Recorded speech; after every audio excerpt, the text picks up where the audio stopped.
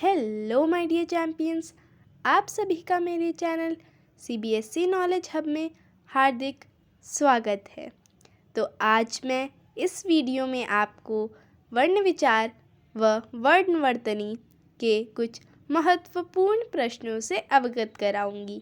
तो चलिए वीडियो शुरू करते हैं। प्रश्न नंबर 1, भाषा की सबसे छोटी इकाई है। ऑप्शन नंबर ए शब्द, बी वाक्य, सी वर्ण, डी वाक्यांश। तो जैसा कि हमने पढ़ रखा है और मैंने आपको पिछले वीडियो में ही पढ़ाया है कि भाषा की सबसे छोटी इकाई क्या है, वर्ण है, जिसके और टुकड़े नहीं किए जा सकते। तो हमारा आंसर क्या हो जाएगा? ऑप्शन नंबर सी वर्ण। प्रश्न नंबर 2, वर्णों का व्यवस्थित समूह कहलाता है।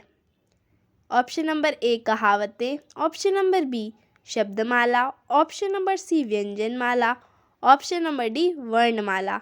तो जैसा कि मैंने आपको बताया था कि वर्णों का व्यवस्थित समूह क्या कहलाता है, एनी गेसेस? बिल्कुल सही, वर्णमाला कहलाता है।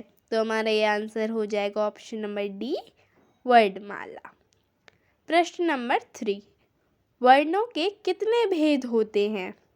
Option number A 2, option number B 3, option number C 4, option number D 5। वर्णों के कितने भेद होते हैं? वर्णों के 2 भेद होते हैं, एक स्वर और दूसरा व्यंजन। तो हमारा सही आंसर क्या होगा? Option number A 2। प्रश्न नंबर 4, किन वर्णों के उच्चारण में अन्य वर्ण की आवश्यकता नहीं पड़ती? ऑप्शन नंबर ए व्यंजन, ऑप्शन नंबर बी संयुक्त व्यंजन, ऑप्शन नंबर सी स्वर, ऑप्शन नंबर डी आगत स्वर। जैसा कि हमें पता है ऐसे कौन से वर्ण हैं जिनके उच्चारण में हमें किसी और वर्ण की आवश्यकता नहीं पड़ती? तो वो क्या है? स्वर है। स्वर अकेले स्वतंत्र रूप से खड़े हो सकते हैं बिना किसी की सहायता लिए, इनको किसी अन्य वर्ण की आवश्यकता नहीं पड़ती। तो हमारा करेक्ट आंसर हो जाएगा ऑप्शन नंबर सी स्वर। प्रश्न नंबर 5, निम्न में से ह्रस्व स्वरों का सही समूह है। ऑप्शन नंबर ए छोटा छोटी छोटा ऊ ए, ऑप्शन नंबर बी छोटा छोटी छोटा ऊ री, ऑप्शन नंबर सी बड़ा आ बड़ी बड़ाऊ री, ऑप्शन नंबर डी छोटा बड़ा छोटी बड़ी री। तो जैसा कि हमें पता है ह्रस्व स्वरों की कुल संख्या कितनी होती है? 4 होती है। और वो कौन कौन से होते हैं? छोटा आ, छोटी ई, छोटा ऊ और री। प्रश्न नंबर 6, किन वर्णों के उच्चारण में दीर्घ स्वर से अधिक समय लगता है? I am sorry for that sound. हाँ, तो ऑप्शन नंबर ए प्लस स्वर, ऑप्शन नंबर बी ह्रस्व स्वर, ऑप्शन नंबर सी दीर्घ स्वर, ऑप्शन नंबर डी संयुक्त स्वर। तो जैसा कि आपको पता है कि किन वर्णों के उच्चारण में दीर्घ स्वर से अधिक समय लगता है? प्लुत स्वर के उच्चारण में। हाँ, बिल्कुल सही, क्योंकि सबसे कम समय उच्चारण के लिए ह्रस्व स्वर में लगता है, उससे ज़्यादा समय दीर्घ स्वर में लगता है और उससे भी ज़्यादा समय प्लुत स्वर में लगता है। ठीक है, तो हमारा आंसर यहाँ पे हो जाएगा ऑप्शन नंबर ए प्लुत स्वर। प्रश्न नंबर 7, व्यंजनों की संख्या होती है। Option number A 85, option number B 33, option number C 36, option number D 40। तो हमारा आंसर क्या हो जाएगा? 33, क्योंकि व्यंजन कितने होते हैं? 33 ही तो होते हैं, 33 है ना। प्रश्न नंबर 8, स्पर्श व्यंजनों की संख्या होती है। Option number A 26, option number B 27, option number C 15, option number D 25। तो स्पर्श व्यंजनों की कितनी संख्या होती है? 25 ना। जो वर्ण क्या होते हैं? मुंह के विभिन्न भागों को छू कर निकलते हैं उन्हें तो स्पर्श व्यंजन कहते हैं। तो उनकी संख्या कितनी होती है? 25। और ये हमारे क से माँ तक के सारे जो व्यंजन हैं वो क्या है? स्पर्श व्यंजन है। प्रश्न नंबर 9, ट वर्ग के वर्णों का उच्चारण स्थान है। ऑप्शन नंबर ए कंठ, ऑप्शन नंबर बी तालु, ऑप्शन नंबर सी मुद्रा, ऑप्शन नंबर डी ओष्ठ। जैसा कि जब मैंने आपको वर्ग पढ़ाए थे स्पर्श व्यंजनों में, तो साइड में लिखा भी था इस वर्ग का उच्चारण स्थान, इस वर्ग का उच्चारण स्थान मैंने आपको बताया भी था। तो ट वर्ग के वर्णों का उच्चारण स्थान क्या होता है? मुद्रा। बिल्कुल सही है ना। प्रश्न नंबर 10, दंतोष्ठ व्यंजन है। ऑप्शन नंबर ए य, ऑप्शन नंबर बी र, ऑप्शन नंबर सी ल, ऑप्शन नंबर डी व। तो दंतोष्ठ व्यंजन क्या है हमारा? व। प्रश्न नंबर 11, श्वास की मात्रा के आधार पर व्यंजनों के कितने भेद होते हैं? Option number A 1, option number B 3, option number C 4, option number B 5। तो श्वास की मात्रा के आधार पर जो व्यंजनों के कितने भेद होते हैं? 1, है ना। प्रश्न नंबर 12, किन व्यंजनों के उच्चारण में श्वास वायु कम निकलती है? यहाँ पे मेरे हिसाब से श्वास की मात्रा के आधार पर व्यंजनों के कितने भेद होते हैं में 2 होना चाहिए आंसर, लेकिन यहाँ पे तो 2 ऑप्शन ही में नहीं है, तो मैंने ए ऑप्शन टिक कर दिया है। यहाँ पे 2 की जगह 1 लिख दिया गया है प्रश्न नंबर 11 में। तो यहाँ पे 1 नहीं होगा, 2 होगा। तो आप इसे 2 कर लीजिएगा, हम 2 करना भूल गए हैं एक्चुअली। ठीक है, तो प्रश्न नंबर 12, किन व्यंजनों के उच्चारण में श्वास वायु कम निकलती है? ऑप्शन नंबर ए महाप्राण, ऑप्शन नंबर बी अल्प प्राण, ऑप्शन नंबर सी स्वर, ऑप्शन नंबर डी संयुक्त व्यंजन। तो श्वास वायु किन में कम निकलती है? अल्प प्राण में।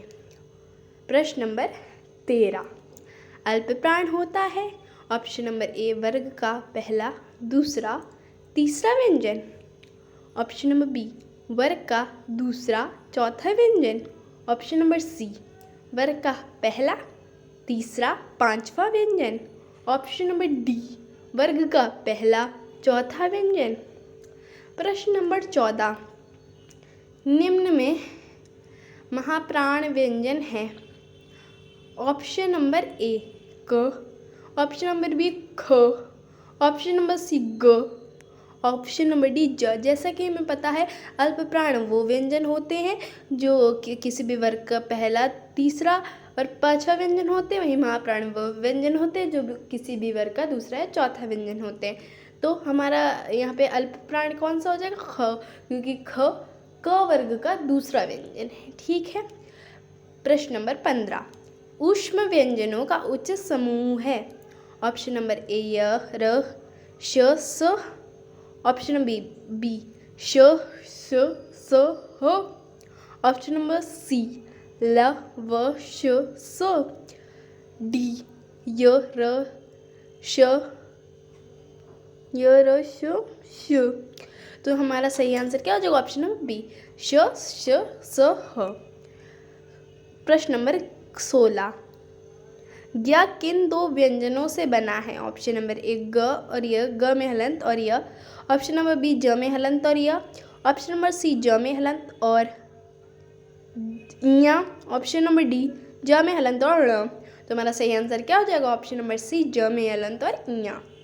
प्रश्न नंबर 17, श्र का व्यंजन रूप है। ऑप्शन नंबर ए श प्लस र में हलंत, ऑप्शन नंबर बी श में हलंत प्लस श में हलंत प्लस र, ऑप्शन नंबर सी श में हलंत प्लस र, ऑप्शन नंबर डी स में हलंत प्लस र। तो हमारा सही आंसर हो जाएगा ऑप्शन नंबर बी श में हलंत प्लस र। प्रश्न नंबर 18, आगत व्यंजन है। ऑप्शन नंबर ए प, ऑप्शन नंबर बी फ, ऑप्शन नंबर सी फ में नुक्ता, ऑप्शन नंबर डी जैसा कि हमने पढ़ा था कि आगत व्यंजनों को पहचानने का तरीका क्या होता है कि उनमें क्या होता है, नुक्ता लगा होता है, और वो हमारे उर्दू फारसी शब्द होते हैं, लेकिन यहाँ पे शब्द तो गिवन नहीं है, तो यहाँ पे एक वर्ण दिया गया जिसमें नुक्ता लगा हुआ है। तो हमारा आगत व्यंजन कौन सा हो जाएगा? ऑप्शन नंबर सी, फ, जिसमें नुक्ता लगा हुआ है, फ, है ना। प्रश्न नंबर 19, निम्न में पंचम वर्ण है। ऑप्शन नंबर ए त, ऑप्शन नंबर बी थ, ऑप्शन नंबर सी मा, ऑप्शन नंबर डी हा। तो जैसे कि हमें पता है त वर्ग का पहले ही व्यंजन है ता, और ता वर्ग का दूसरा व्यंजन था है।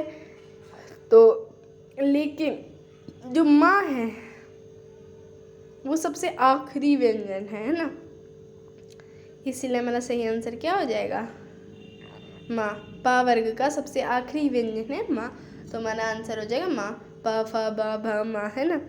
निर्देश, प्रश्न संख्या 20 से 24 में दिए गए अशुद्ध शब्दों के लिए शुद्ध शब्दों का चयन कीजिए। 20, ऑप्शन नंबर ए नरस, ऑप्शन नंबर बी नाराज, ऑप्शन नंबर सी नारज, ऑप्शन नंबर डी नरजा। तो यहाँ पे सही स्पेलिंग क्या है नाराज की? ऑप्शन नंबर बी नाराज। 21, ऑप्शन नंबर ए गुर, ऑप्शन नंबर बी गुरु, ऑप्शन नंबर सी गुरु, गुरु, ऑप्शन नंबर डी गुरु। तो यहाँ पे सही स्पेलिंग क्या है? गुरु। प्रश्न नंबर 22, ऑप्शन नंबर ए रुचि, रुचि, ऑप्शन नंबर बी रुचि, ऑप्शन नंबर सी रुचि, ऑप्शन नंबर डी रुचि, है ना। तो यहाँ पे क्या हो जाएगा? ऑप्शन नंबर बी रुचि, ठीक है। यहाँ पे ऑप्शन नंबर बी रुचि हो जाएगा, ठीक है, क्योंकि ये सही स्पेलिंग है। प्रश्न नंबर 23, ऑप्शन नंबर ए नूपुर, नूपुर, ऑप्शन नंबर बी नूपुर, ऑप्शन नंबर सी नूपुर, ऑप्शन नंबर नुपुरु, ऑप्शन नंबर डी नुपुरु, ठीक है। तो यहाँ पे सही स्पेलिंग क्या है? ऑप्शन नंबर ए नुपुर, ठीक है, नुपुर।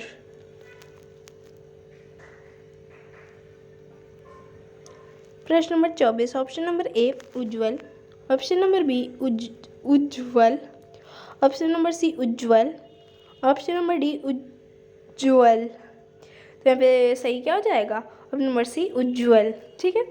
तो इसी के साथ मैं अपना वीडियो समाप्त करती हूँ। आशा करती हूँ कि मेरा वीडियो आपको पसंद आया होगा, और अगर मेरा वीडियो आपको पसंद आया हो तो प्लीज़, तो कृपया मेरे वीडियो को लाइक करिए तथा उसमें कमेंट करिए, और साथ ही में मेरे चैनल को सब्सक्राइब करके बेल आइकन प्रेस कर दीजिए ताकि मेरे डेली अपडेट्स आपको मिलते रहें। धन्यवाद।